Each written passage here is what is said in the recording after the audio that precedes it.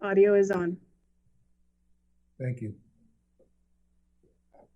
The City of Riverbank Regular City Council and Local Redevelopment Authority Board meeting is now in session. Today is Tuesday, September 22nd, 2020, 6 p.m. This meeting is being held via teleconference or virtual platform only. No public location is provided.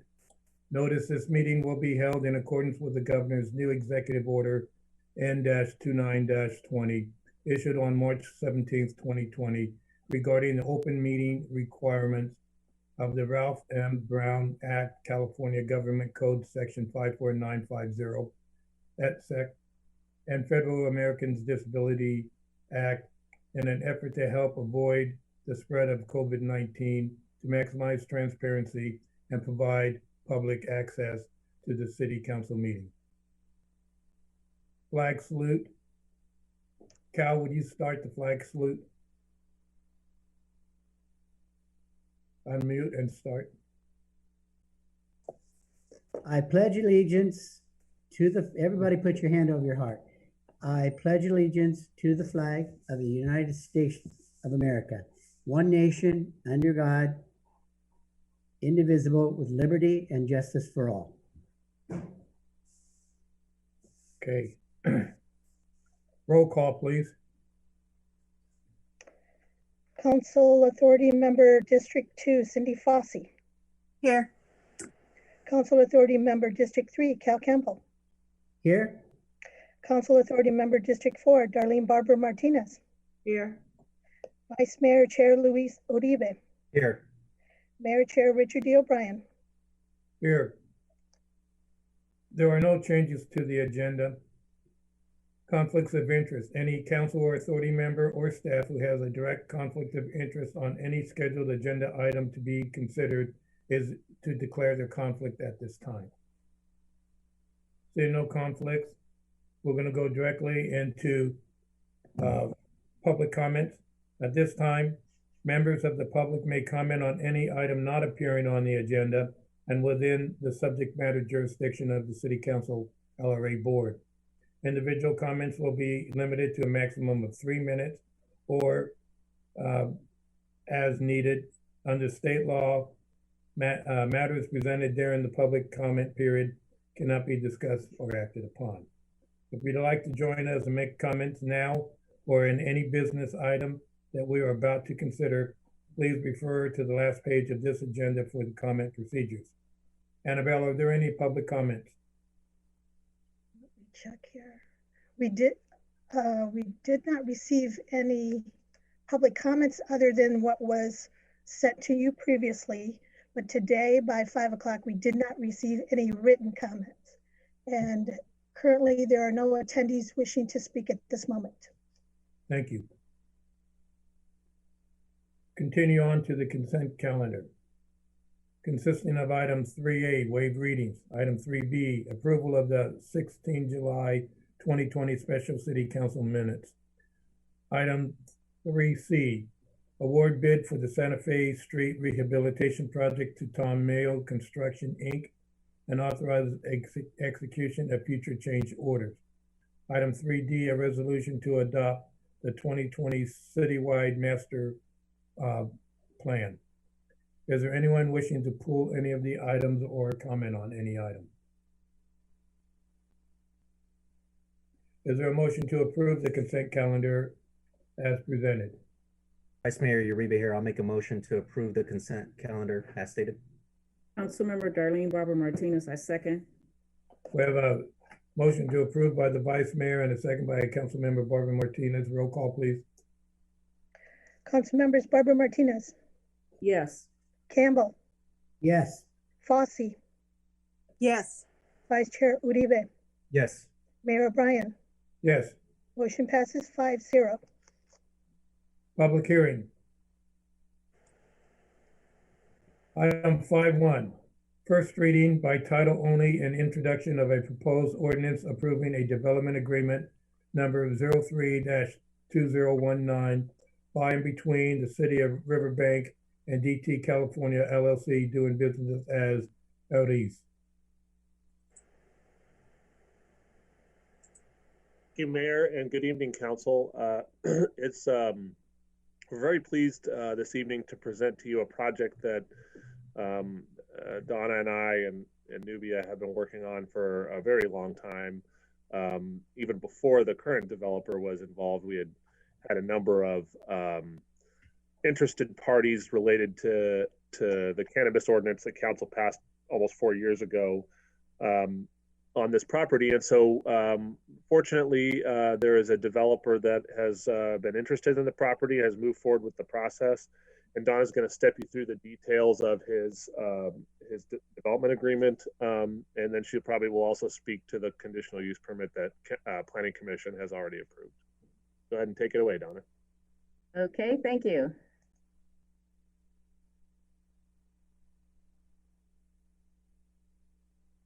There we go. So good evening, everyone. As mentioned, this is a development agreement for the Aeriz project at the cannery. It's a development agreement for a 3-phase cannabis project. The first phase would occur in existing buildings 4 and 5. The second phase would occur in existing buildings 1, 2, and 3. And if there's a third phase, that phase could include new buildings or a new building on the property, along with parking lot and landscape improvements.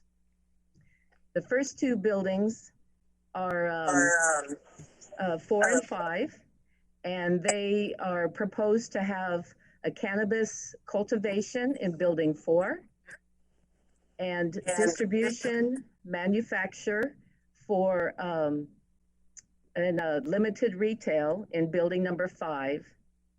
So then in phase 2, those 3 buildings, 1, 2, and 3, which are closest to the Catholic Church, would be used only for cultivation. And then any future proposed buildings, the thought is that they would be used for cultivation as well. This project also has a conditional use permit requirement. The Planning Commission at their meeting of September 1st approved the conditional use permit, and they also voted to recommend approval of the development agreement to the City Council. Here's an aerial of the project site. The entire project, the 3 phases are all on the west side of the railroad track, south of the overpass, and north of Patterson Road. Here's the proposed site plan. To the right side of the map, you can see buildings 4 and 5, which are closest to Patterson.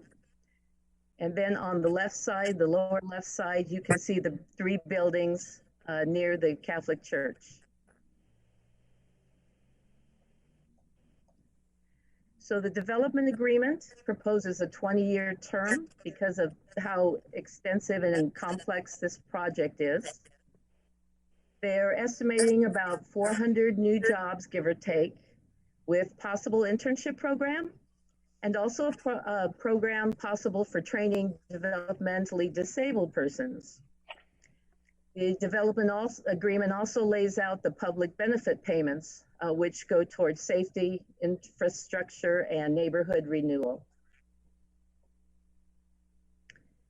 There's several license types that this project will need: manufacturer, retailer, distribution, and the indoor types for cultivation.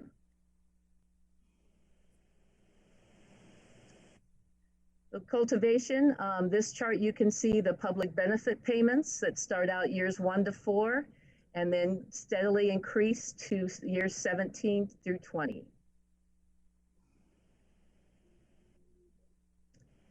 Building 4 floor plan. So this is what the buildings will look like that have the cultivation use in it. These are a series of overhead lighting with individual rooms and walkways between them for accessing the liquids that are fed to the plants, and making sure everything is doing well between those buildings or between those rooms. So manufacturing, these are the public benefit payments for manufacturing. Again, you can see years 1 through 4, and then a steady increase of the gross receipts for manufacturing up until years 17 and 20.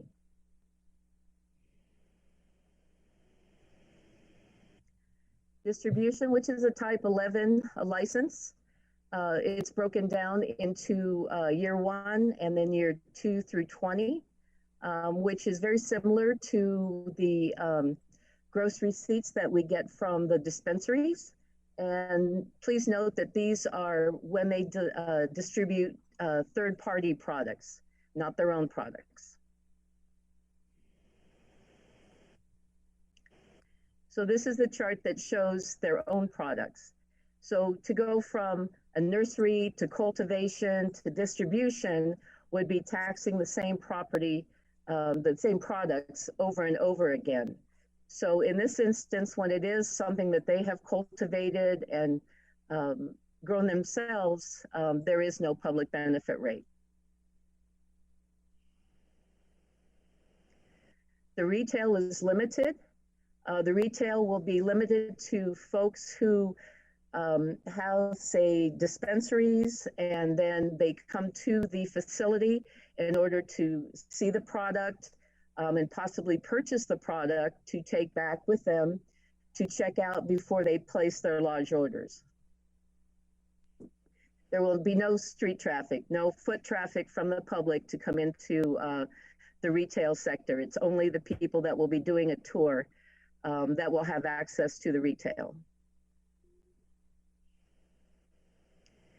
Here is the building 5 floor plan. It's divided into some manufacture areas, some extraction areas, and the distribution areas. They'll all be contained within this one building, and there's no increase in the size of the footprint.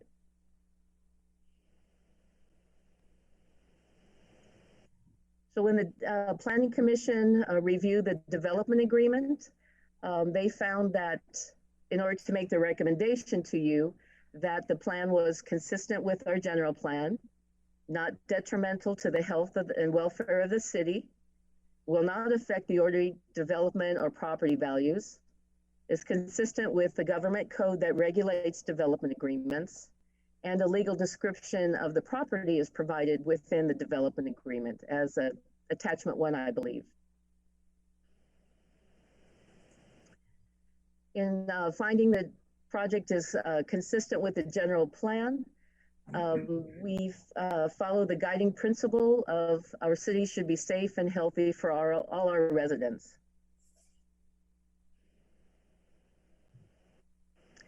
The conditional use permit that was approved by the Planning Commission talks about live scans, hours of construction that won't affect the neighborhood, exterior lighting conditions. Of course, we have to have lighting to keep it safe as part of the security plan, but those lights will be faced downwards and should not affect the surrounding neighborhoods or the businesses. There's a hold harmless agreement in there, and it also discusses the security guards and other aspects of the security plan. After the Planning Commission, there was right before the Planning Commission, there was a new condition added due to Caltrans project on Callender Avenue. As you recall, there is a pedestrian crossing that will be on Callender Avenue, but between Santa Fe and Topeka. And so semi-trucks and trailers are prohibited from using those 2 intersections at Callender. The project applicant has stated that the product will leave and come to the plant in Sprinter vans, about 8 to 10 a week. So they have no plans to use any semi-trucks and trailers, unless, of course, it maybe bringing in some equipment, or maybe in phase 3, some construction equipment, but they will be using primarily the Patterson, Railroad, and Roselle intersection, which the city actually has a project to improve that intersection and put in a light. The project applicant has agreed to pay a fair share of 10% of that project. So $180,000, which is in the development agreement. As far as the environmental goes, phases 1 and 2, which involve the existing buildings that are not going to be expanded, those qualify for a categorical exemption pursuant to CEQA, that yes, they are existing facilities involving no expansion, and so will not have a significant effect on the environment. Now, phase 3, though, will require not only architectural and site plan review for any new buildings, but there will be an environmental analysis done at that time that could tear off the downtown specific plan EIR. And this may require a downtown specific plan amendment as well, depending on what those uses are. So that will be analyzed when phase 3 is determined and submitted to the city. We will review it in detail and follow up on these future approvals. So, sorry, this is the wrong slide, I apologize.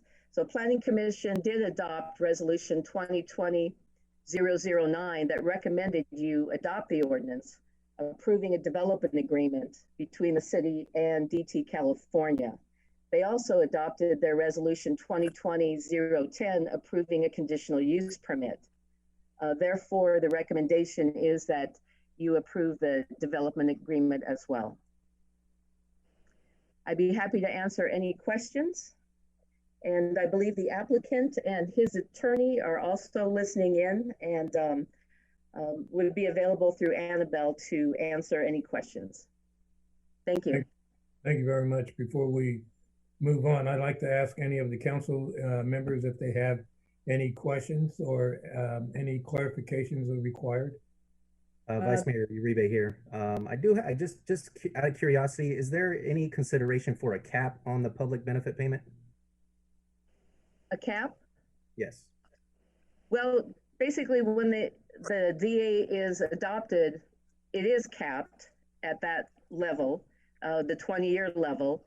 But when the 20-year comes around, we are able to renegotiate, and those benefit payments would be part of those negotiations. Okay. And then just for clarification, just for like members of the audience that are listening, especially due to the public comment concerns, as far as like the odor, can someone just kind of talk about the filtration system a little bit? Sure. I don't have the specifics for the filtration right in front of me, but I did travel down to Phoenix, Arizona to tour one of their plants. And I can tell you that outside of the plants, there was absolutely no odor at all. When I entered the building, there was a slight amount of odor, and it wasn't until I got back to the cultivation rooms and the processing rooms that you could really smell it. But I was pleasantly surprised that I was unable to smell it in the parking lot. And it was a pretty calm day when I was there. There was no wind to kind of distort that odor. Thank you, Donna. Yeah, we have a smaller distribution here, and I toured the facility also, checked out their filtration system, and every time I drive by it, there's never any odor there. So yeah, so I'm glad to hear about this one as well. That's all I have. Thank you. Thank you. Hi, this is Councilmember Darlene Barber Martinez. And I just want to reconfirm that there is no on-site consumption or retail sales that will be happening in the buildings. And then a question about, at one time there was an issue with the discharge from the old cannery site. And I just want to make sure that we understand what happened with the drainage issue for the sewer system. Can you go further into that and explain that for us? Sure. So Donna, I think I could probably handle that one. Okay, thank you. So the old cannery site, when the major structure was demolished years ago, there was an open sewer line where essentially the way that the plant was designed was there was one very large collection point for all of the waste discharge. And you can actually see it when you drive over the viaduct. If you look down, you can kind of see where all of the pipes meet this central point. And what we had been experiencing for a while was that had been left uncapped, I think unknowingly by the property owners. It wasn't intentional or anything. And the side result of that was that when storms occurred or heavy rains, a lot of that water would pool and collect and then, naturally filter to this open sewer line. And so what we were doing was receiving sort of large volumes of stormwater through that open source. And really it was as simple as contacting the Ganji family and making them aware of it. And I think within maybe like 2 weeks, they had it capped, and we haven't had the problem since. And we haven't experienced any other localized flooding issues in that area, which means the storm system is operating as it.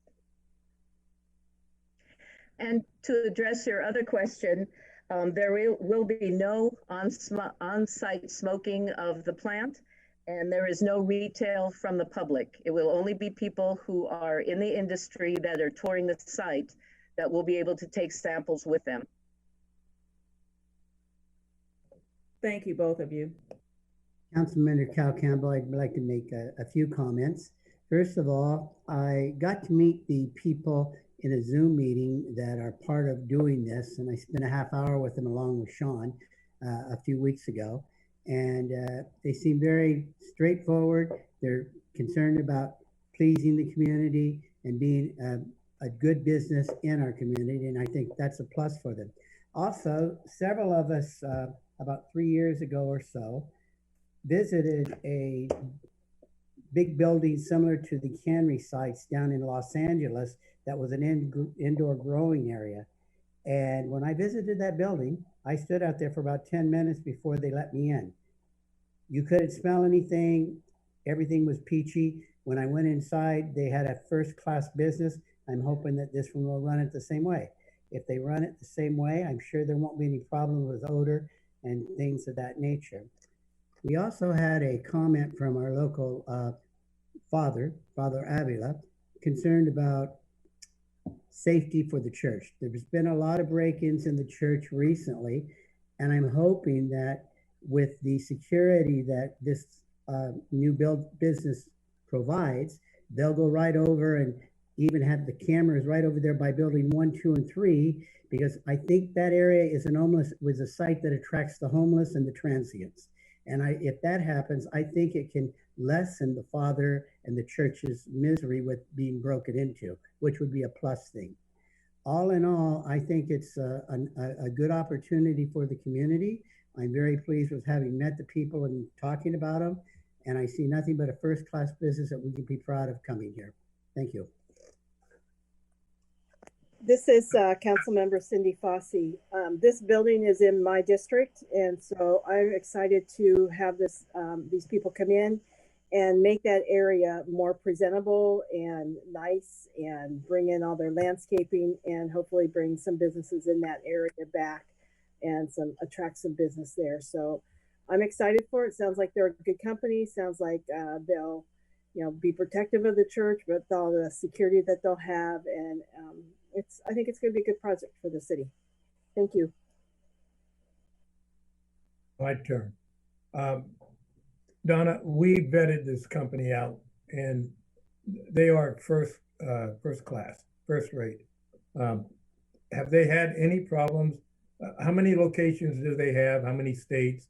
And they, from my understanding, 0 issues legally or with local populations. Correct. I contacted the planning department in Phoenix, Arizona. That's the site that I toured. And they told me that they have not had any problems at all with that facility.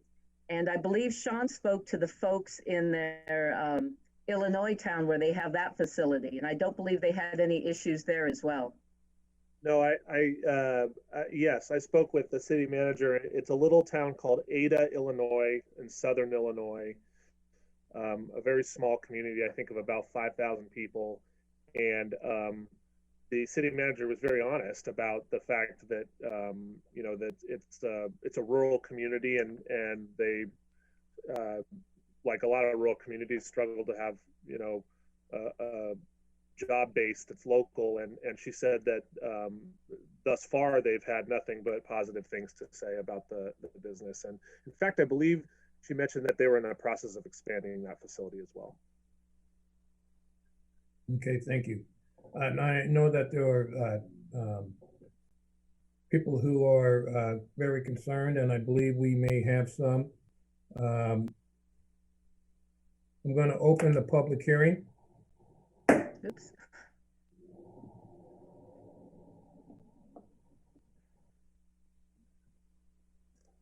Hello, Mayor. We do have Nancy Contreras that is interested in speaking, and I am going to allow her to speak right now. Okay, Hello, Nancy. Nancy. Hello, Nancy. Can you hear us? Yes, I can hear you. Can you hear me? Yes, we can hear you. You will have 3 minutes to go ahead and make your comments. Okay, my questions were not relating to this project. They were relating to the development that's going to go in on Ward Avenue. Okay, so right Yes, now we're going to have to hold that Right. when it comes. It's going to be the next one. Okay. If you can just hold off on that, I would truly appreciate it. Okay. But if you want to comment on this one, you can also. No, no comment. All right, Annabelle, is there any other comments? There is no one else interested in speaking. All right.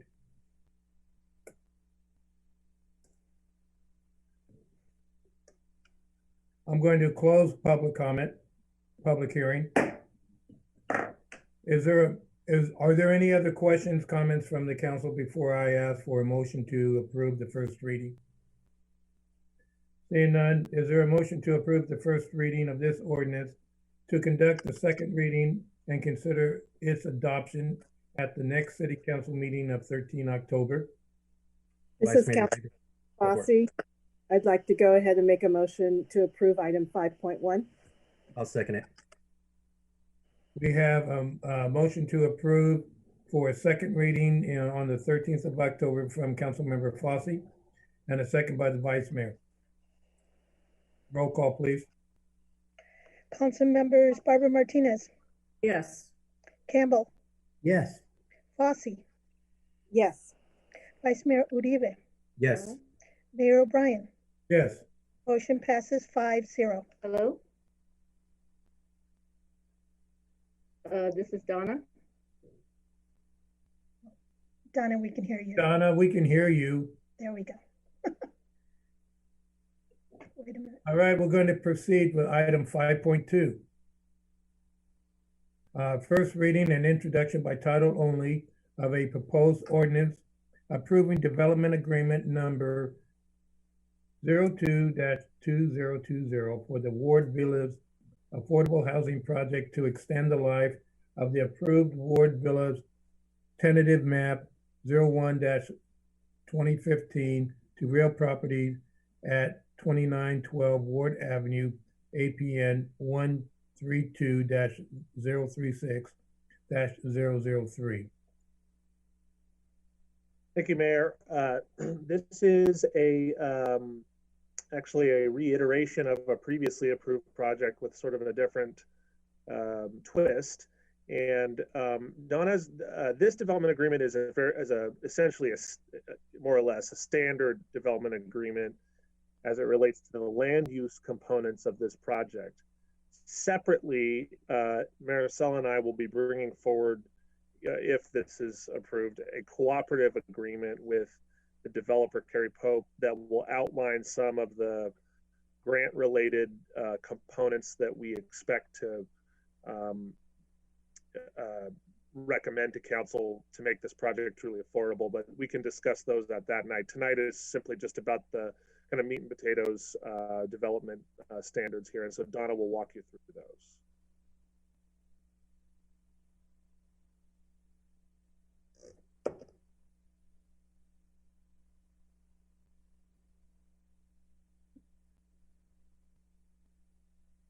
Sorry, having a little technical difficulties here. Let me see if I can pull that back up.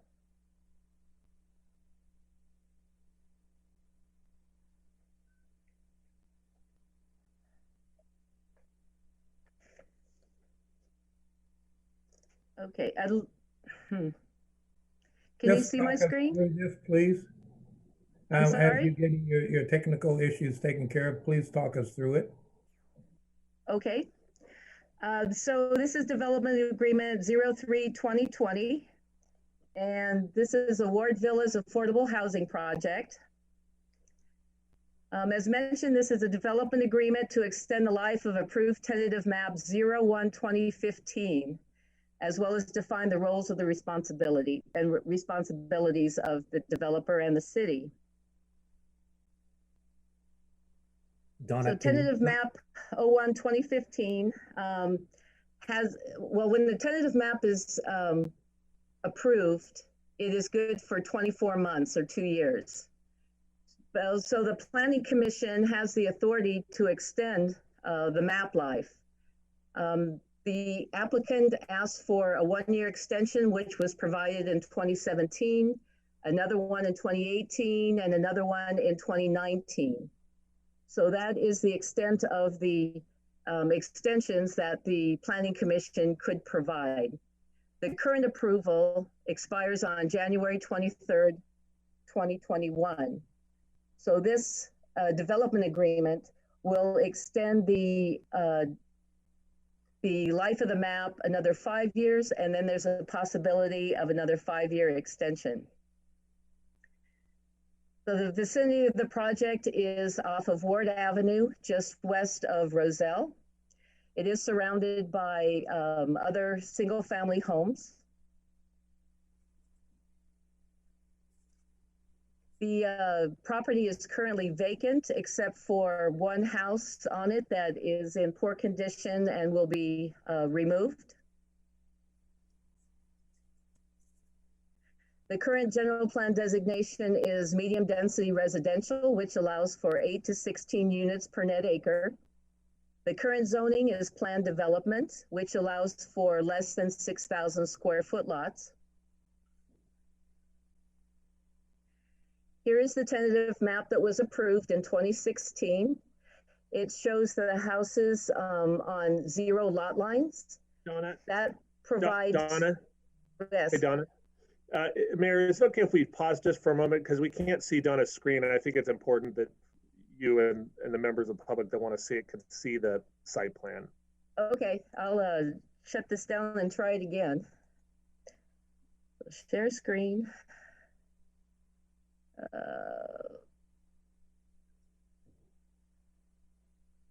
Vice Mayor Uribe here. While she's doing that, I just want to make sure we're looking at the same agreement. Donna mentioned it was agreement number 03-2020. On the agenda, it's showing as 02-2020. It's the same one, right? Yes, it may be a typo. I apologize. Okay. Okay. Now, can you see it or no? No, we can't see it, but in our package, we have it. I guess for. Okay, let me try one more time. We need to. It's not. Oh, my apologies. I thought I had this done after all this time. Okay, let's try this. I'll try one more time here. Okay, so I'll put that, lower that, share the screen, and it's not popping up. Oh, there it is. Yay. Where? Oh, there it is. Yay. Now you can see it. Yes? I can see the glee in your eye. Go ahead. All right, but I still have this kind of weird setup here. I don't have the full screen, do I? No, you didn't. You didn't have it the last time either. Okay, so. Get to the maps. Okay, so this is the vicinity by Ward and Roselle.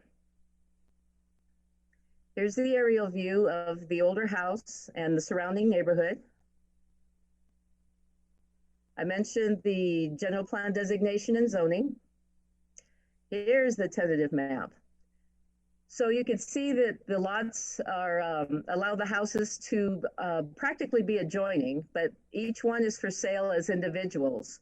And what the 0 lot line does is, instead of the house having a 5-foot setback on either side, because of the PD allowances, they can have a 10-foot setback on one side.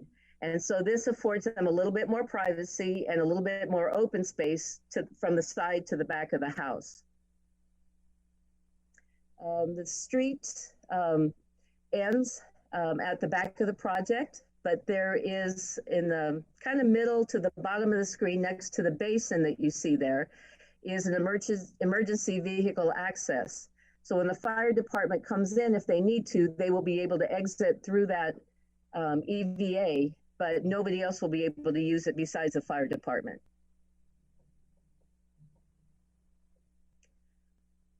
There are some conceptual elevations that the developer provided. He still will need to go through architectural and site design review with the Planning Commission, but here is some housing that he has in mind. As we had mentioned at the beginning, I believe that this is an affordable housing project. So they're hoping that these homes can be in around the $250,000 range. There's some two-story models as well as one-story model. And at the Planning Commission, we did have a neighbor at the backside have some concerns about a pool that she was planning to put in her yard. She didn't want these houses, which are a slightly higher elevation, to look down into her pool. So the developer has agreed to look at some solutions to that, which may include single-story houses only, taller fences, more landscaping, or changing the windows on the side so they can't look down to the properties that are a little bit lower. When the Planning Commission approved this map, we talked about the general plan consistency, that design policy, 2.5, the city requires visually attractive streetscapes with street trees and sidewalks on both sides of the streets. The applicant, if the project is approved, will be submitting not only architectural and site plan review to ensure this attractive streetscape, but also there will be a requirement to submit landscape plans for city review as well. Part of the process of allowing for a planned development is that the developer provides certain amenities to offset the smaller lots that we're allowing him to have.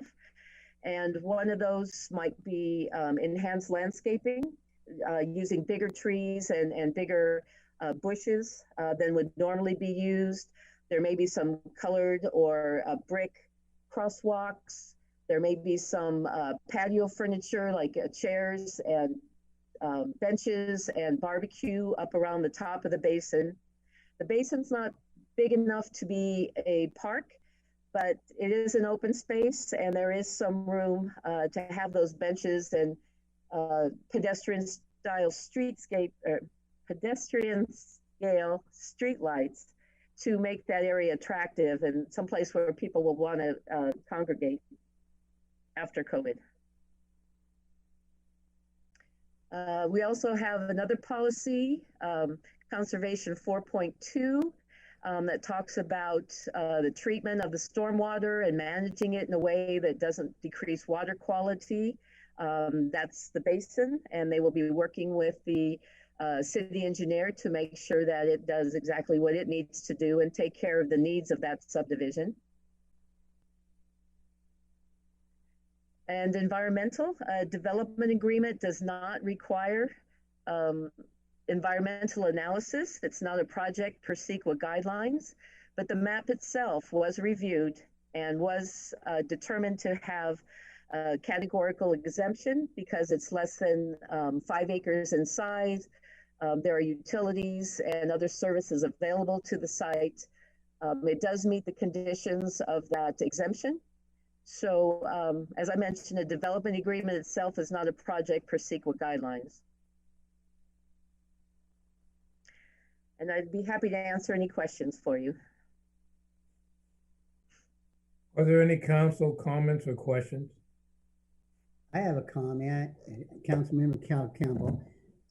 This area is one of the older areas of Riverbank, and I know that because over on Ross Street, my wife's grandparents owned a home that we inherited, and they owned the lot since 1928. Over the years, I've watched it, and it's slowly improving and getting better. Houses are being remodeled, and they're not as bad as they used to be 25, 30 years ago. I think this is going to be an asset for this area to make it even grow more and fit in better with the city. Thank you. Any other comments?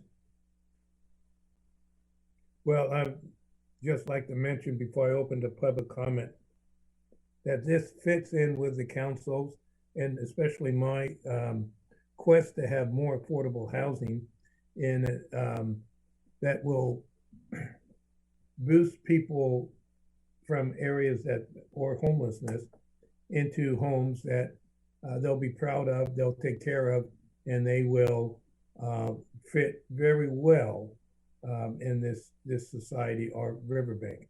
And I'd be glad to call them Riverbank. At this time, if there's no other comments, we're going to open for public hearing. Annabelle, is there any individual? I believe there is one for public comment. Yes, this is, we will let Nancy Contreras speak now. Welcome, Nancy. Nancy? Can you hear me? We can hear you now. Good. Okay, thank you. Okay, I have 3 questions. How tall will, my property is on the southeast corner of this lot. How tall will the wall be on the southeast end of this development? If you could elaborate on the extension, if there's another extension, does that mean that the property will remain vacant until they come up for another extension again? Or is this something that they are planning on moving forward with in the near, I don't know, year or 2?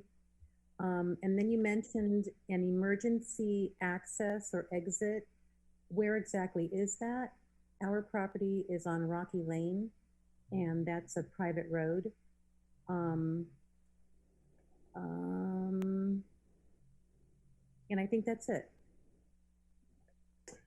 Well, Nancy, I can address number 2 on the planning and the development. It's going to move forward immediately. I believe that as a council, we need to take a look at when we authorize a development to start. We have to look at not allowing it to extend, 10, 15, 20 years down before they do anything. I think that we have to have timelines because that is part of our planning. If they interrupt it, it's going to have a jerky planning, though, and in 25 years, our planning is absolutely 0. So I know Mr. Pope, he's planning on doing this very soon. In fact, I believe he's going to go back to the Planning Commission to start finalizing his plan and start the development. On the wall, I'll let Donna explain the wall and the emergency exit. But if there is a concern about elevation, looking over your wall, into your property, I know privacy is a large concern. I have those privacy. I have 40-foot trees all around my property. I think that's excessive, but I think that there can be some things that can be done to ensure your privacy. Donna? Correct. If it's not just, I mean, whether it's 1 parcel or 3 or 4 parcels at the end of that street, they will all be protected from houses looking down into them. The wall, and though, since there is a change in elevation, there will be a small block wall with a fence on top of it. Normally those fences are 6 feet tall, but depending on what happens with the model of house there, if it's 1 story or 2, depending on the windows and the landscape treatment, we can adjust the size of that wall and fence to ensure that these folks back there have privacy. The EVA, if you look at the tentative map on the screen, there is a basin in the center lower part. It's that big square that kind of looks like. Donna, May, What? Karen, do you have the screen on your computer? Karen? Nancy? Yes. Oh, I'm sorry, Nancy. I'm sorry. Oh, yes, yes, You have okay, yes. okay, go. Sorry. So you can see the basin that kind of looks like a picture frame. That's the basin itself. And then just to the right of it, that dark segment there that looks like it does connect to Don Carlos, I believe is there. Okay, yeah. So that's the EVA, and only the fire department has access to that gate. Okay, so that there's gonna be a wall on that entire east side, because this is the west side, correct? This is the west wall? You mean at the end of the street where your home is? Or you're still talking about the emergency vehicle access? Yeah, the EVA is on the west wall, is that correct? Am I looking at this correctly? Yes. Yeah, That will be a gate Okay. that the fire department controls, not a wall. Okay. So the entire east side of this development will have a wall. It'll have fencing if Fencing. it's level. If there is a change in elevation like there is on the back, then we do require some wall with fence above it. And it's what type of a fence? Well, we could, he has also, well, normally we allow for redwood fencing, Okay. but there's a possibility of the white vinyl fencing as well. Oh, okay. That's nice. All right. Okay. It'll be done well. We're going to showcase this community, and we're going to make sure that as we showcase this, we can emulate that throughout the city, because we do truly need affordable housing that is something that everyone would be pleased to say, oh, this is public comment. I'm sorry. Right, right. I can't be talking. Oh, that's fine. I think you've answered all my questions. Oh, one last question. I'm sorry. No. Okay. Thank you very much. Thank you. Thank you, Donna. Is there any further public comment? Mayor, there is no one else wishing to speak. All right. I'm going to close public hearing.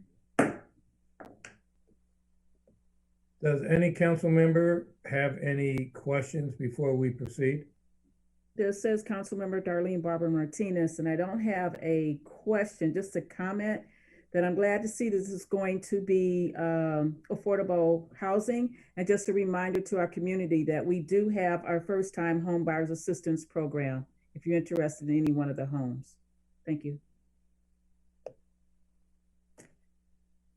And I hope you can expand on that in your comments.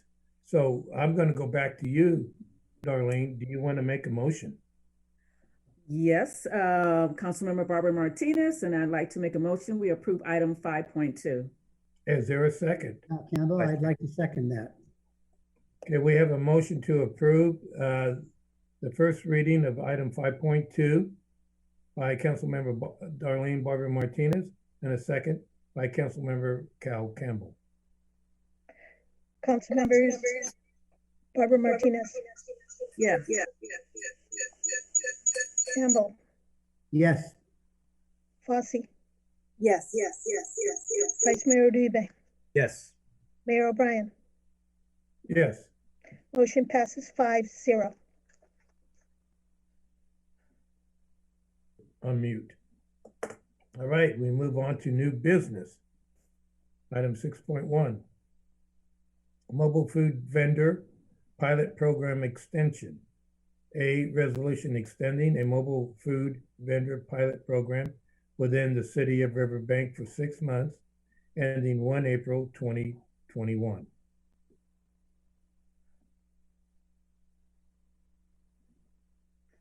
Thank you very much, Mayor.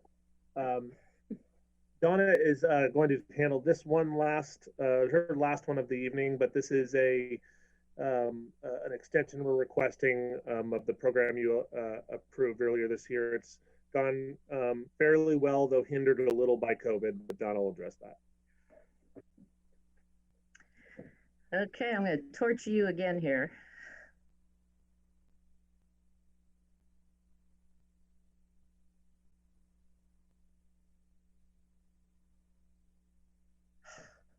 You got it right, Donna. Good. Oh, good. I've got 3 screens here, so it keeps moving on me. Okay, so as you know, this is about mobile food vendors. We have several in town that are actively working. We have fruit ice at Silva Park, like snow cones. We have one at Patterson and Jackson, Patterson and Palmer, and Callender and Stanislaus. So they seem to be doing really well. We haven't gotten any complaints from any of the neighbors where they are located or from the businesses that some of them have located on their property. We do have a couple more actually in the pipeline right now, waiting for some approvals through the health department. So it seems like the project is going well. One thing though that I found out as I was doing research to bring you back an ordinance to change it from a pilot program to actually in our municipal code, is there is a wide variety from San Francisco to San Diego to Sacramento, all the cities that I've been researching to look at their mobile food vendor programs seem to be a little similar to ours, but still a lot different and a lot more complicated. So I've been having a little bit of difficulty trying to narrow it down to something that is appropriate and something that the council could be proud of. And as I'm doing all this work, I've also been kind of slowed down by some COVID enforcement activities and some shortages in staff. And therefore I've been unable to finish this ordinance for you. So I'm requesting that we be allowed to have 6 more months to complete the ordinance for you and to allow these mobile food vendors to have their licenses extended 6 months so they can keep working throughout these next 2 quarters. Donna, why don't we extend it a year? Give you the time to do it, do it right, and not have multiple comebacks. This is my opinion, but I think this is very important. I don't think you hinder anybody who needs to have an extended license or anyone who's applying for a license. I think we keep it open. You do your due diligence. You make sure that we have the proper information and that we also have whether or not, I don't know if I want to be San Francisco or San Diego, but I do want to be Riverbank. And can we do it right for Riverbank? And that is your task, and it is to help us as a city council come on up to that task and the expectations. But and I think, Darlene, you had similar comments when we extended it. Do you have any comments now? No, I think it's a good idea to extend it a year. I think that the vendors will be very appreciative of us approving that. And I just want to make sure that they are following, the COVID precautions too, because they are in a business and they need to, do like everybody else is doing and trying to help stop the spread. Thank you. Any other council comments? Vice Mayor Reba here. Yeah, I would have to agree. I think this will help out the vendors that the mobile vendors that are already working. This will give us time, give Donna the time to come back with a clean what's going to work right for Riverbank. So fully support this. This is absolutely needed, and do look forward to seeing it as a permanent program here in the city of Riverbank. Councilmember Campbell, I agree also.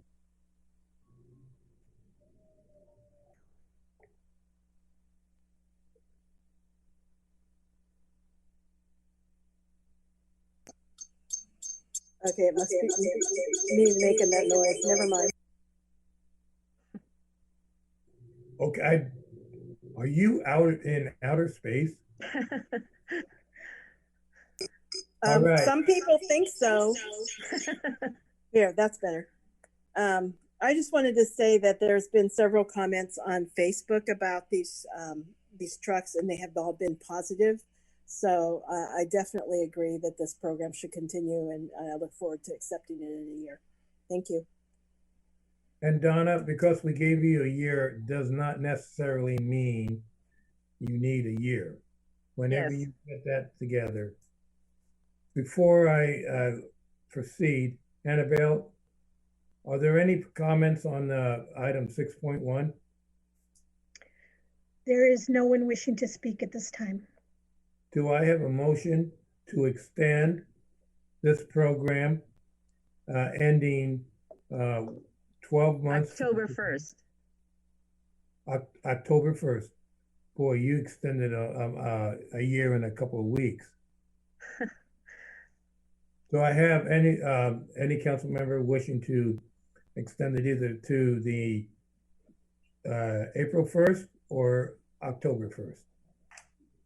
Councilmember Barbara Martinez, make a motion that we approve item 6.1 for another year. Councilmember Fossey, I second. We have a motion to extend this pilot program until October 1st, 2021 by Councilmember Barbara Martinez and a second by Councilmember Fossey. Roll call, please. Council members Barbara Martinez, Yes.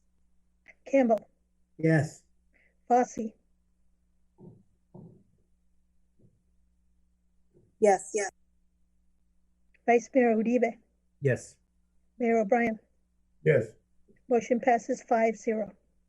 Thank you, all. Council. Thank you, Donna. Resolution authorizing an animal control service agreement with the city of Oakdale to provide animal control services in the city of Riverbank. John, take it away. Thank you, Mayor. Thank you, Mayor. So we are very pleased to request that council consider extending our agreement with the city of Oakdale for animal services, animal control, more commonly known. We have been using them for a number of years now, and from my perspective, and I think from generally from staff's overall perspective here, they do an excellent job for the city of Riverbank. Having worked in a couple of other cities, I can tell you that animal control is always one of those services you provide that is the most rife with complaints because it's a very difficult job. And we have been very pleased with not only the type of service we receive, but also the way that they perform the service, i.e. how they communicate with members of our public and educate and sometimes have to be tough at times. And so they've been providing this service now for 11 years, and we would like to extend that. The agreement is very similar to previous agreements. We receive patrol services for 40 hours a week, and we agree upon hours and days that are important. From time to time, we will change them off of a normal Monday to Friday schedule if there's something specific occurring. We also have opportunities to call them after hours. There's additional fees for that, but if we have absolute emergencies that we need taken care of, they also will handle that. We've changed a few things as it relates to cost. There is a total increased cost under this agreement of about $16,880.18 per year. Some of that is related to operations and maintenance costs that we assist in paying for, and also some cost of living increases for the staff that have been negotiated by Oakdale. In addition, there's some updated language and attachment to replaces some of the emergency animal response costs to bring it into alignment with the memorandum of understanding that Oakdale has with their staff. This was supposed to be completed in July, though partially because of COVID and some other things that were occurring during that time. We both agreed to continue the agreement for a few months so that we could make sure it was completed in an acceptable way to both agencies.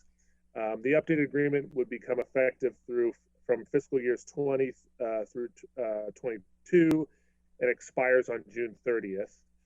Obviously, with most of our agreements, there's a 30-day out clause where either party can terminate the agreement if they give a 30-day written notice.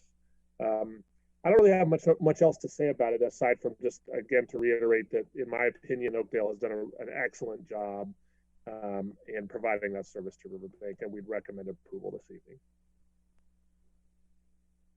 Council? Councilmember Barbara Martinez, just for clarification, how many officers are included in the agreement? We get 40 hours of essentially full-time animal control officers. So it's not sometimes, depending on how their staffing looks, we're assigned one animal control officer 40 hours a week. However, you know, from time to time, they'll have people take vacations or leave for other jobs, and we'll be assigned a new person. But typically, depending on how their schedules are working, we know almost all of the animal control people that work for that department. And so we've usually historically had basically two different officers that kind of come in and out of Riverbank. But the basic answer to your question is it's one position at 40 hours a week. Thanks. And Sean, did they complete the feral cat colony control ordinance? You know, I think that if my memory is correct, and Norma and Maricela, please jump in if you have more info, but I believe they were getting ready to propose that to the city of Oakdale. I never heard if it was finally approved, but my understanding was that if Oakdale approved it, the way our ordinance is written, it is incorporated into Riverbank's animal control regulations by association. I think that's how Tom explained that to me once, that's how it was set up. So you're correct on that, Sean. I just want to know, did they? To be honest with you, I do not know. Maricela, do you know, do we ever hear back from them? They actually did a presentation to council after it was adopted. So Norma, was that correct? Once it went to council, they had already gone to their city council for adoption, and then it was simply a presentation to our Riverbank City Council, informing them of the details of the ordinance. So it is passed.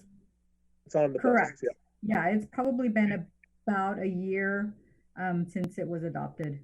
Yeah, almost a year, and I just want to make sure that those who are feeding the cats take care of them, because they need to be taken care of, and protect a lot of those vulnerables who, with the diseases cats carry, are very susceptible. Okay. Annabelle, is there any public comment? There is no one wishing to speak. Not on a cat issue? Nope. Is there a motion to approve the resolution as presented? Vice Mayor Uribe here. I'll make a motion to approve item 6.2.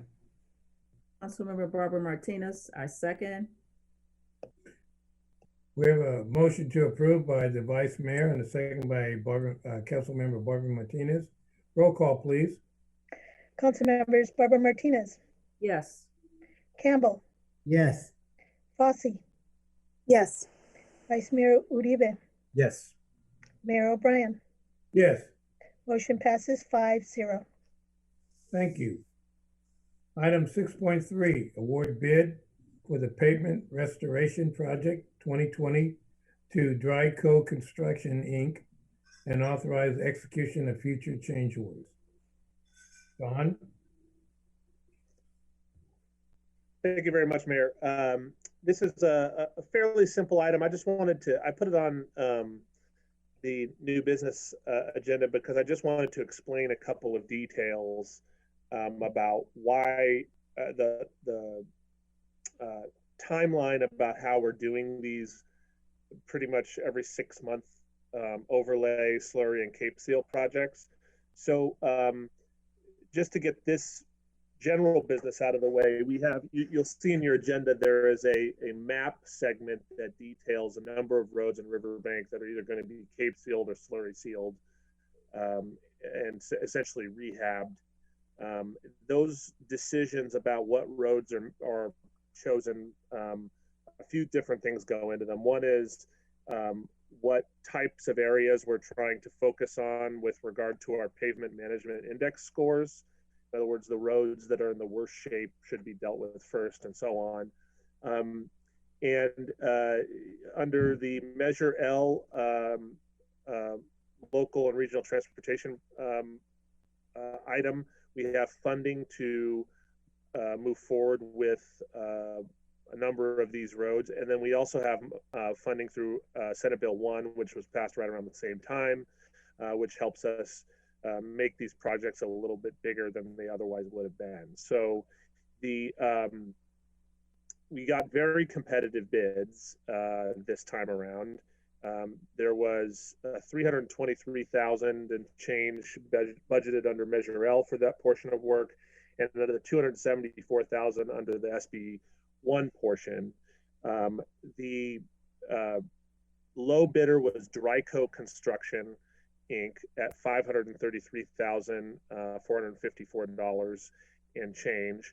And one of the things that's just so excellent about that bid is that it gives us a little bit of room for change orders. In other words, adding streets that may be convenient to add or have some sort of urgent need. In addition to that, the Diamond Bar West subdivision has jumped in on the project and has received, they will be paying for the slurry seal of the road segment that they are required to do for that subdivision, and they're able to get some cost savings as a part of the larger project. So when it's possible for us to do that, we try to do that because it helps with overall affordability.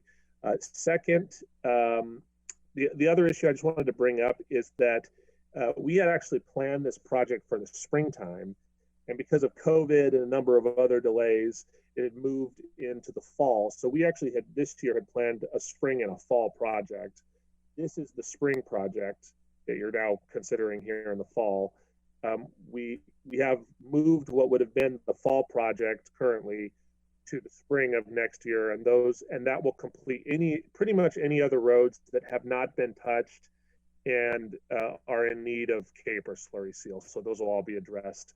So essentially, if all things go well, by the mid part of next year, we will have addressed most of the roads in town that either needed slurry or Cape seal, which is really fantastic because I believe the COG, and the mayor may know more about this, is in the process of doing an updated pavement management index for the county. And so we'll have the ability to know what our roads look like after we've done quite a bit of work on them the last couple of years. So that's our recommendation, is to approve the low bid by Dryco Construction and authorize city manager to execute change orders out there within the total project budget. Any council comments? Just out of curiosity, Vice Mayor Uribe here, are any of the fall projects being considered in the change order, or are we just kind of keeping them there? No, yeah, we're gonna to the extent that, so it all kind of comes down to if there are some strategic ones that we could add in this time that are within the project budget, and for example, maybe they're roads that are close to other roads that are already being slurried, then it's worth it for us to just get it done now, because we know what the cost is right now. Who knows, in 6 months it could be more expensive. Thank you, Sean. I would just like to, Councilmember Campbell, I just Councilmember Barber. Kathleen and her department for the great job they've been doing on this for the last several years. Thank you, Kathleen. Thank you. Darlene Barber Martinez, please. Okay, thanks. I would just like to mention that I'd like to see our SB1 signs out in the areas that are being restored, just so that people know that those are SB1 funds. Thank you. Yes, definitely. And Mayor, I think Donna mentioned that she had one comment on this item, if you would allow that. In a minute. Yep. Is SB1 Measure L or the funding that's doing this? Councilmember Fossey? You could be good. Yes, I'm good with it. Okay, good. All right. Annabelle, are there any public comments? There is no one wishing to speak. Okay.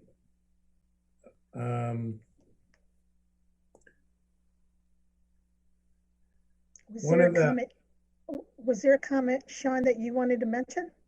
No, I'm sorry, Mayor. I was incorrect, but I just wanted to verify. We will make sure SB1 and Measure L signs are out and visible. Right, and that's good. I want to thank Kathleen on her graphic, but I'd like to see a graphic that shows exactly all the streets that we have done since 2016 or 17 as we got Measure L and as we progress. Now we have to do the hard work. Slurry seal is easy. Let's go now for the major. I know she's doing it on Claus Road, but we need to do it on a lot of the other streets. 2nd Street really needs to be looked at, and some of the other state streets, alleyways that need to be taken a look at. But okay, no public comment. Is there a motion to approve? Councilmember Campbell, I move that we accept item 6.3 as so stated. Councilmember Fossey, I second. We have a motion to approve by Councilmember Campbell and a second by Councilmember Fossey on item 6.3. Roll call, please. Councilmembers Barber Martinez. Yes. Campbell. Yes. Fossey. Yes. Vice Mayor Uribe. Yes. Mayor O'Brien. Yes. Motion passes 5-0. Item 6.4, utility billing discussion and feedback. Thank you, Mayor. It is that time again to make a decision about utility billing as it relates to the current pandemic situation that we're in. And so I'll send this over to Maricela to walk you through your options. So good evening, Mayor and City Council members. As you're aware, Stanislaus County continues to be in that purple tier, which means that city offices remain closed to the public. Because of that, it does provide some difficulty for some of the members of our public to make payments to our city offices here. And in addition, many of them, because of us being in that purple tier, some of those sectors of the economy remain closed. And so we do have residents who continue to draw on unemployment in order to be able to have funding available for their bills, mortgage payments, etc. So what we'd like for you to consider today is revisiting the discussion regarding the application of penalties for the next 2 remaining utility bills for the year. So the options that we have presented to you in the past and that we would like you to consider once again. So the first would be status quo. We have a bill that's due at the end of this month on September 30th. If we continue with the city's traditional billing process, we would apply penalties on October 1st. We then have a second bill due on November 30th. And under the status quo option, we would apply penalties on December 1st. So obviously there's no financial impact to the city there. We would apply penalties and we would be collecting funds that go towards our utility rate assistance program. The second option is to simply delay the due date. We would provide residents with an additional 15 days to make payment, after which we would then go ahead and apply penalties on that. And once again, no financial impact in terms of revenue loss. We would simply have a cash flow difference in terms of when the city would anticipate receiving all of those initial payments before the due date. The third option would be to not apply penalties for those bills that remain delinquent after both of the billing due dates. So for those that would be due September 30th, we would not apply penalties on October 1st.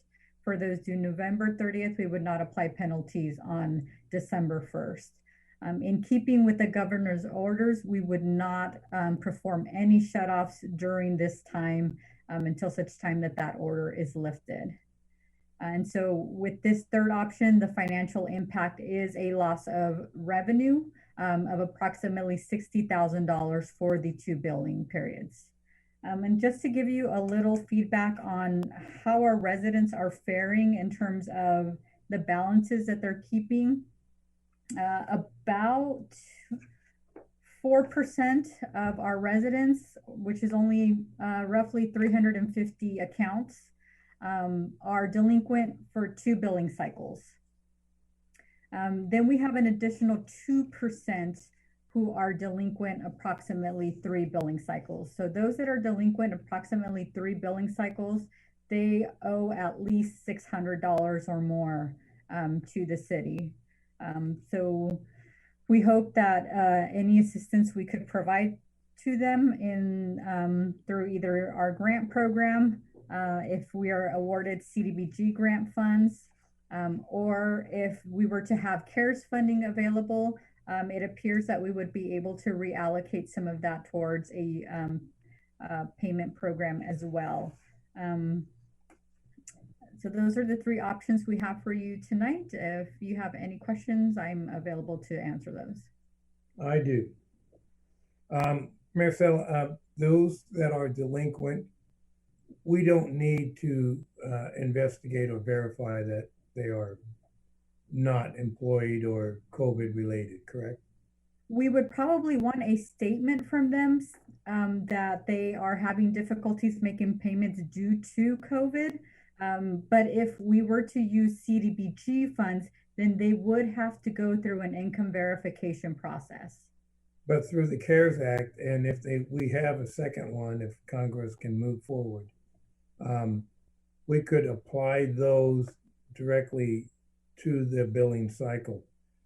Yes. We have care fundings right now that we are offering to small businesses. And we have to open it up. We may open it up for a longer period or additional funding. Can we offer those fundings to help those who are past due?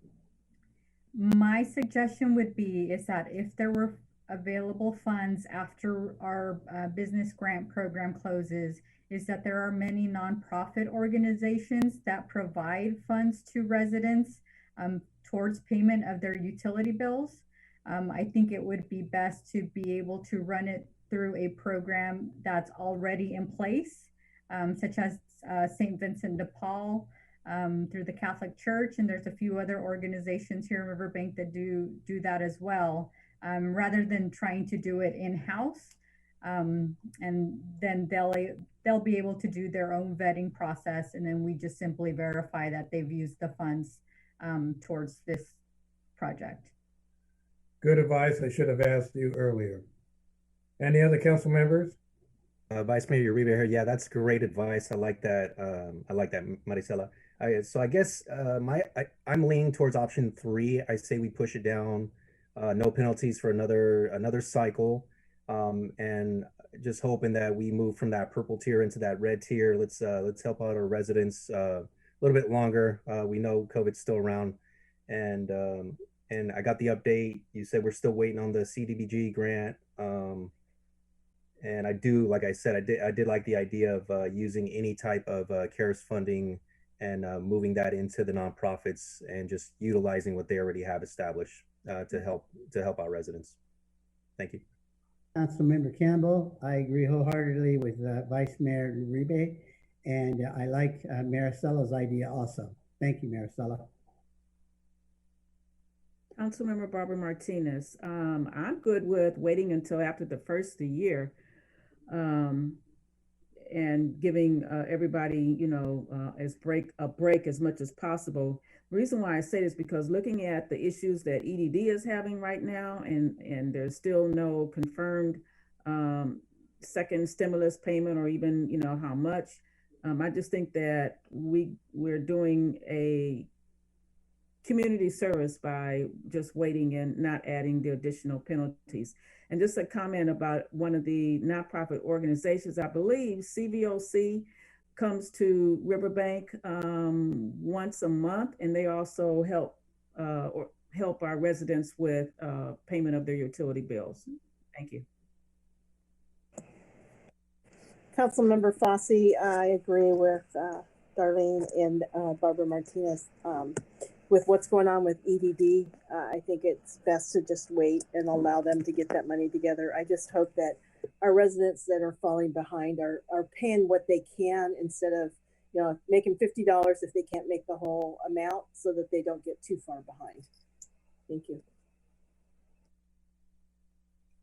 Right, before I open it up, I just have one question. Does this delay, is there a downside to the regular residents who are currently paying their bills? Is there a possibility of coverage that we're going to have to impose?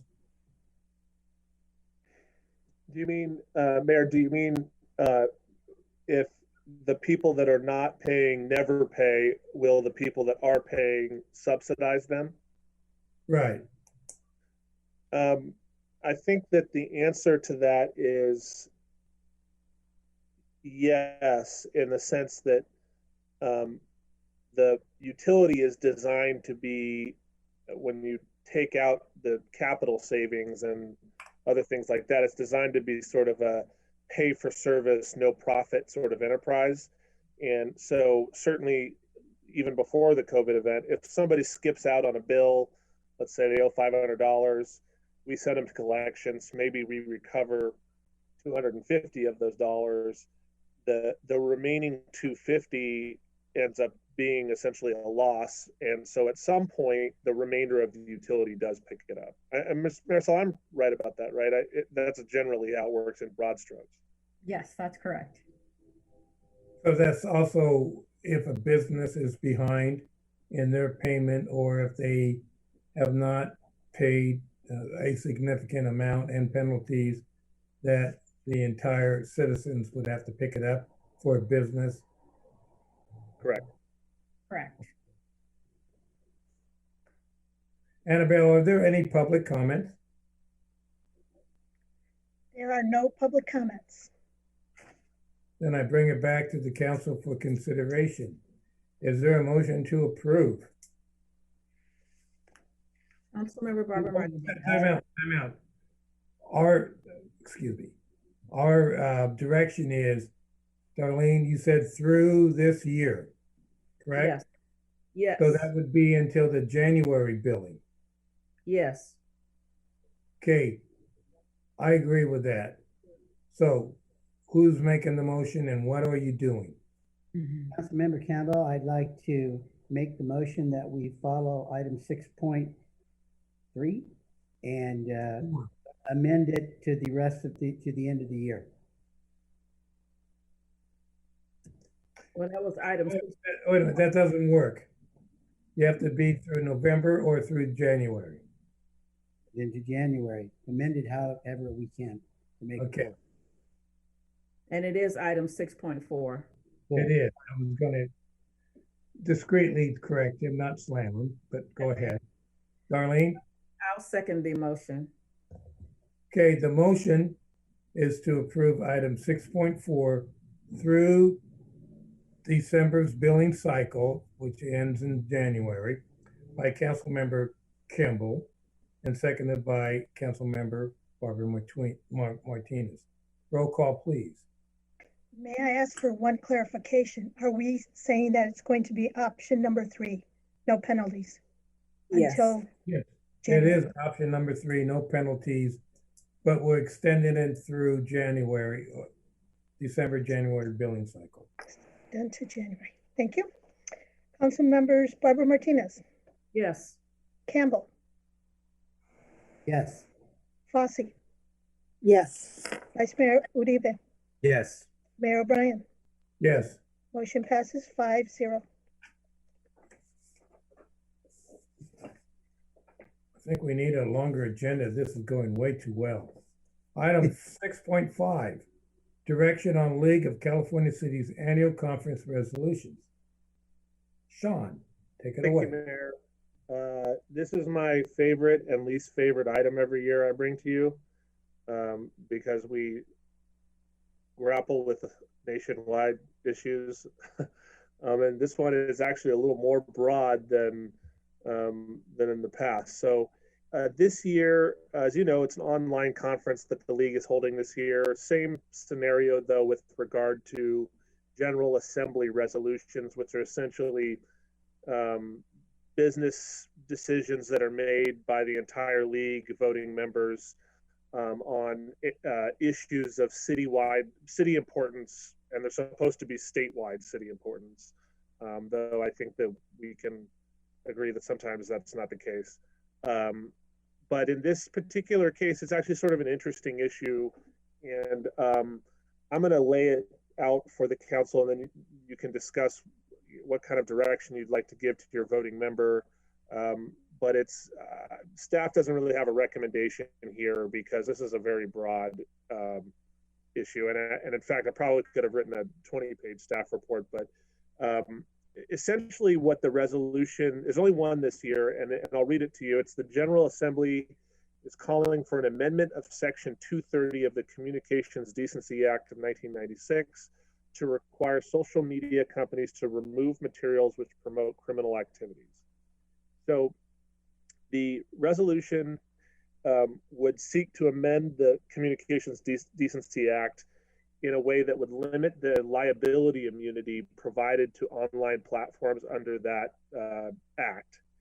And specifically as it relates to the use of online platforms as a forum to enable criminal activity. So currently, under the CDA, there's immunity from liability for providers of interactive computer services who publish information provided by third-party users. Essentially, this protects websites from lawsuits if a user posts something illegal, although there are some exceptions, and you can see in the analysis provided by the league some of those exceptions. This whole issue seems to have arisen out of the city of El Cerritos, who noted some issues that they were experiencing with regard to looting and rioting during the time of the protests, I believe, and coordination of that activity on social media platforms. So they had become aware of some of these, and then they found out that there was going to be more of these looting events that were planned, and they became aware of some posts online that were kind of coordinating where everyone was going to meet up. And so they felt, because they were aware of that on the internet, that they had a responsibility to spend city funds to protect those kind of threats. So the amendment would seek to incentivize social media companies to establish and implement reasonable programs to identify and remove content that solicits criminal activity. And the incentive, I guess, is the liability exposure for these social media companies who do not act to remove these posts, which could or do end up causing significant harm at the expense of a local community. So obviously this is super complicated because if you look at it from a macro perspective, there's some First Amendment issues relating to limiting speech, although illegal types of speech enjoy limited or no First Amendment protection, but the line of delineating what is illegal and illegal speech is very difficult to determine. It's almost constantly being litigated. Social media companies such as Facebook have stated, I'm going to quote this, by exposing companies to potential liability for everything that billions of people around the world say, this would penalize companies that choose to allow controversial speech and encourage platforms to censor anything that might offend anyone. So the league broke this matter down into really 4 key questions. The first is, what would this resolution's impact be on free speech and government censorship?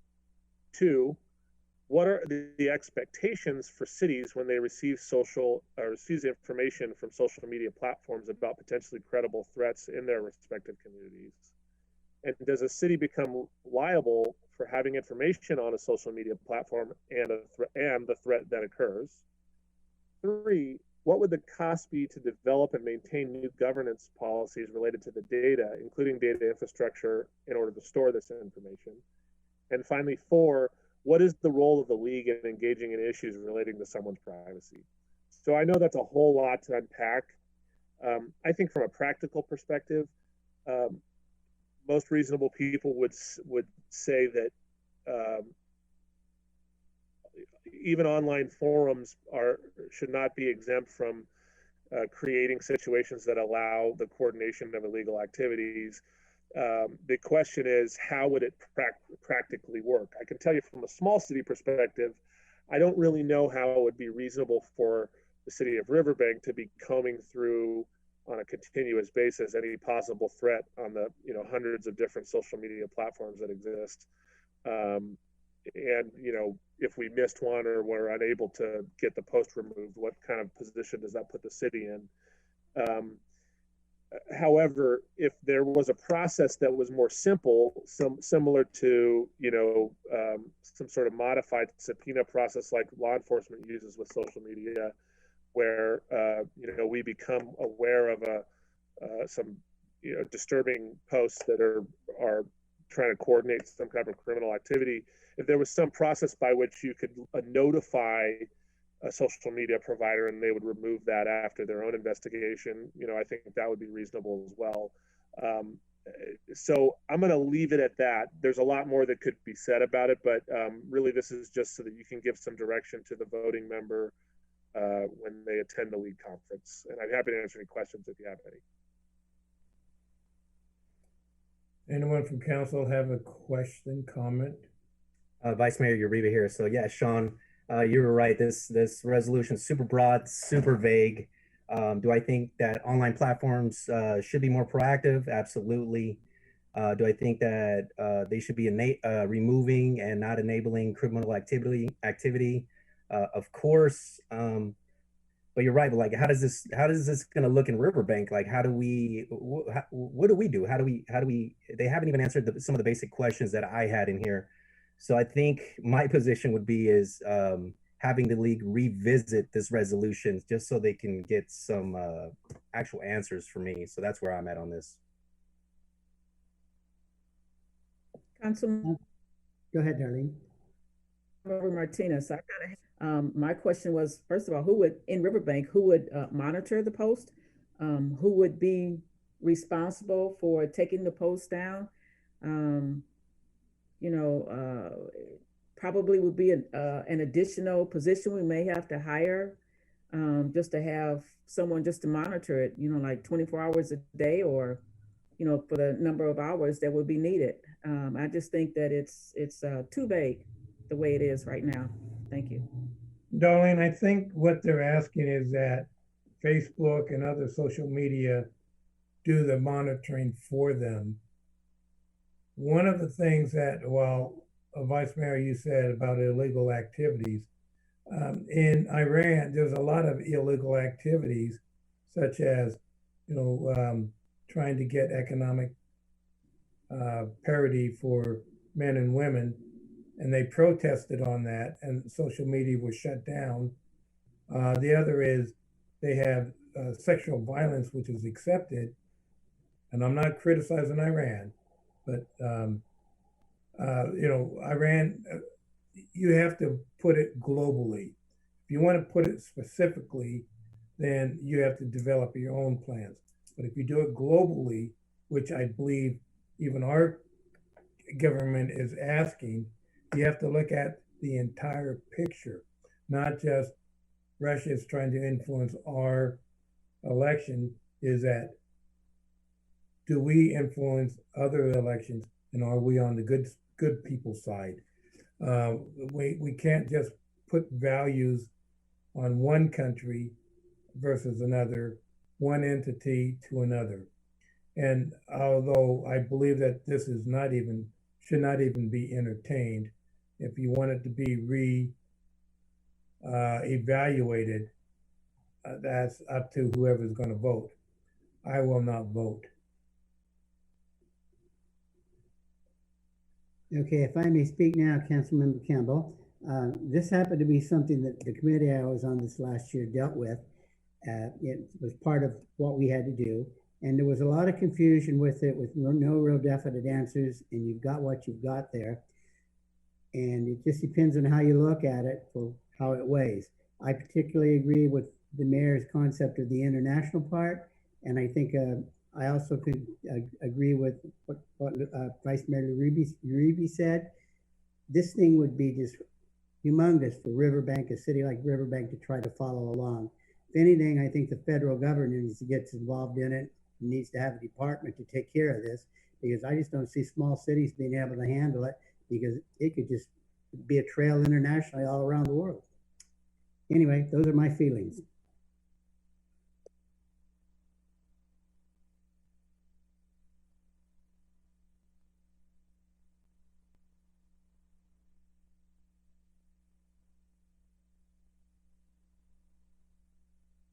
I was muted. Annabelle, are there any public comments on this item? There are no public comments. Is there a motion to have a voting delegated vote in favor or against the league resolution presented? Vice Mayor Uribe here. I guess based on what we discussed, I would have to say we move to vote not in favor of this. Councilmember Campbell, I will second that. Okay, who's that? Barbara Martinez or Councilmember Campbell? I would say Campbell. Campbell, okay. We have a motion not to approve the resolution by the League of California Cities, and a second by Vice Mayor, and a second by Councilmember Campbell. Roll call, please. So that was the first by Vice Mayor Uribe, second by Councilmember Campbell. That is correct. Councilmembers Barbara Martinez. Yes. Campbell. Yes. Fossey. Yes. Vice Mayor Uribe. Yes. Mayor O'Brien. Yes. Motion passes 5-0. Item 7.1, staff comments. Thank you. Thank you very much, Mayor. We do have a couple comments this evening. One is to Riverbank businesses that hopefully are watching this. You have three more days. Marisol, it's the 25th is our deadline? 25th, which is Friday. At 5 o'clock? 5 o'clock. 5 o'clock on the 25th to submit your small business assistance grant loan application. riverbankbusinessrelief.com. Also, you can get to it through a variety of ways. If you need help applying, we have help for you. Please just apply. We just so council knows, we've received many applications, and so our intention is to immediately review those probably the very first of next week and try to get awards done immediately. So we will report back on how that program went, but it looks, at least initially, it's looking like we're going to be able to get through every bit of the $250,000 that council authorized to go out as grants. The second, I have two more staff comments. The first is from our city clerk. Okay, let me put this up here. So, hi everyone. I just wanted to announce that today is National Voter Registration Day. So all Californians, and this is coming from our Secretary of State, can register to vote at registertovote.ca.gov. And you can check your registration status just in case you haven't checked it for a long time and perhaps you haven't voted for a while. It'd probably be good to check your status. So at voterstatus.sos.ca.gov, the last day to register to vote is October 19th.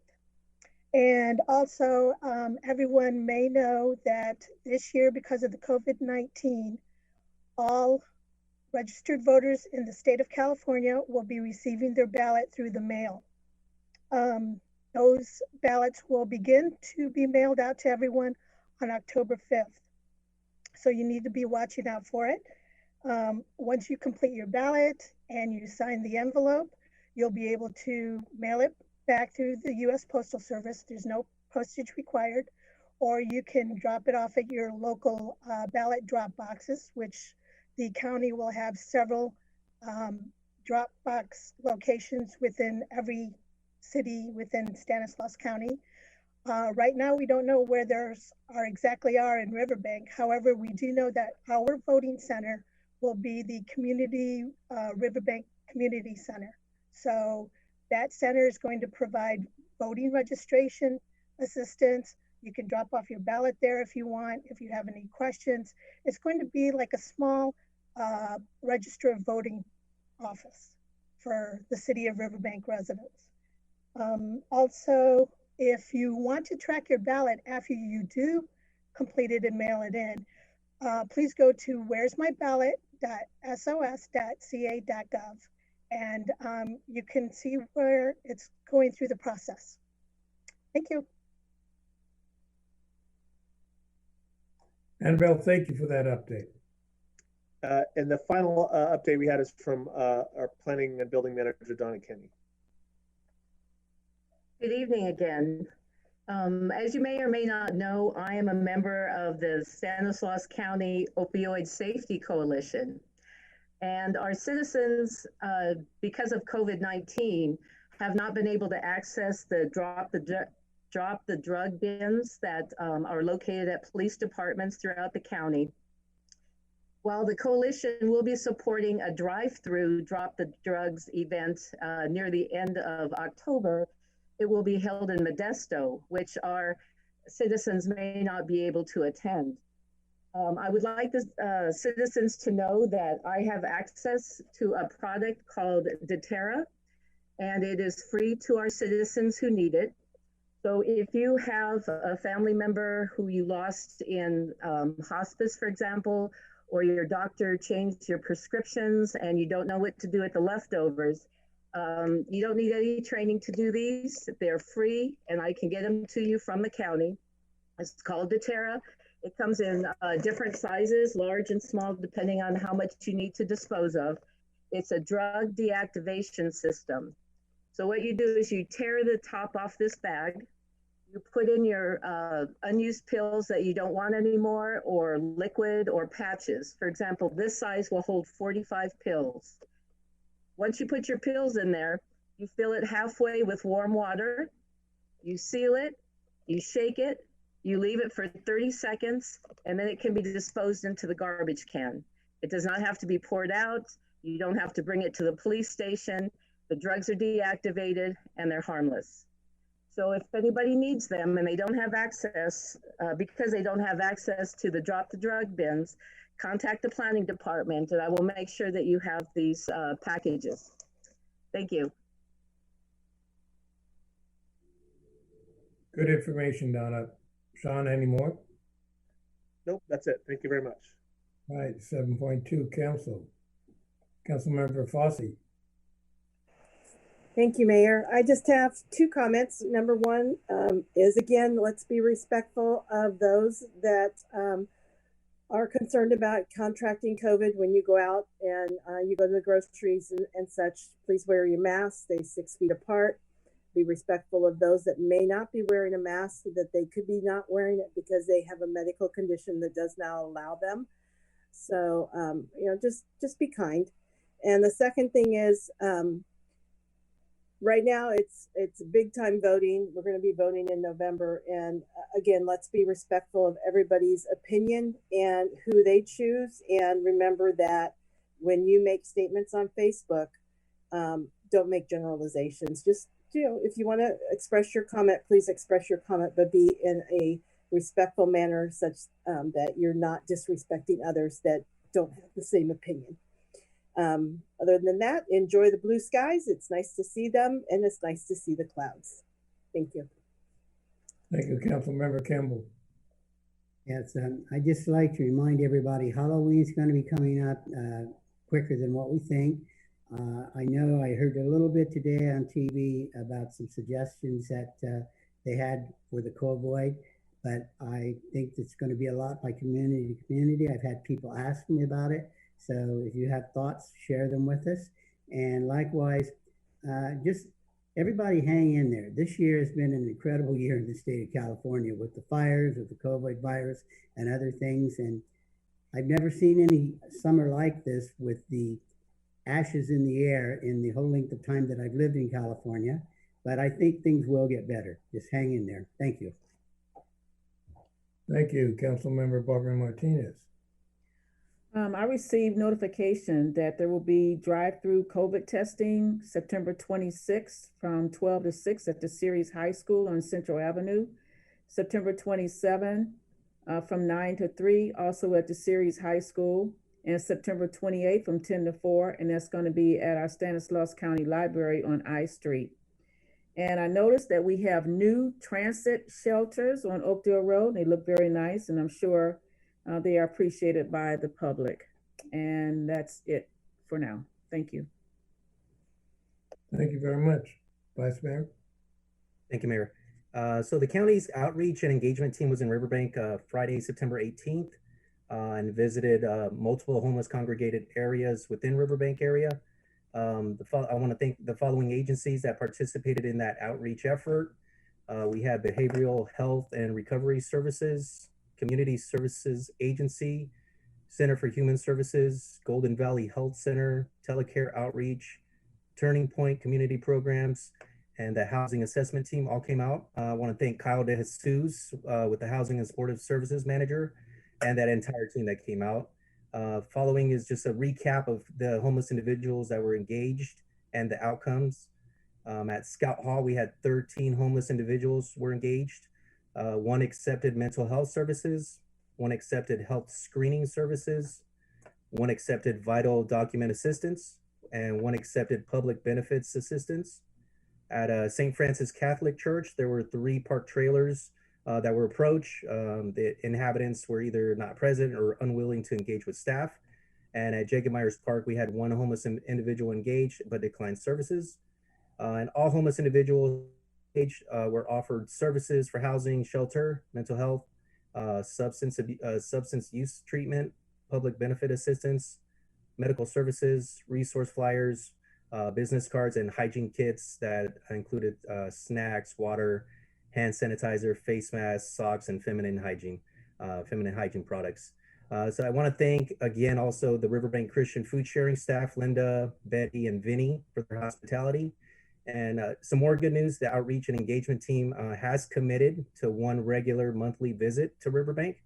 It's going to be at Scout Hall and any of the surrounding areas. It's going to be every 3rd Friday of the month from 8:30 a.m. to 11:30 a.m. And so the next outreach visit is scheduled for Friday, October 16th. So please spread the word. Thank you. Oh, and one other thing, Sean, I don't know if I know we reached out to Bruce at Stan Workforce. Did we ever get an update for that? I haven't heard back. I haven't heard back, but I'll continue to contact him, and then I'll provide a full update. Thank you. Thank you. While we make comments, we can't discuss. It is just like public comment. If I'm not mistaken, and the lawyer can tell me if I'm wrong. But I do want to ask, where are we in a homeless and providing transitional and follow-on housing? We have the Shaw that has not produced anything for us, and we need to carefully groom the county to start providing funding so we can do what we need to do for our homeless.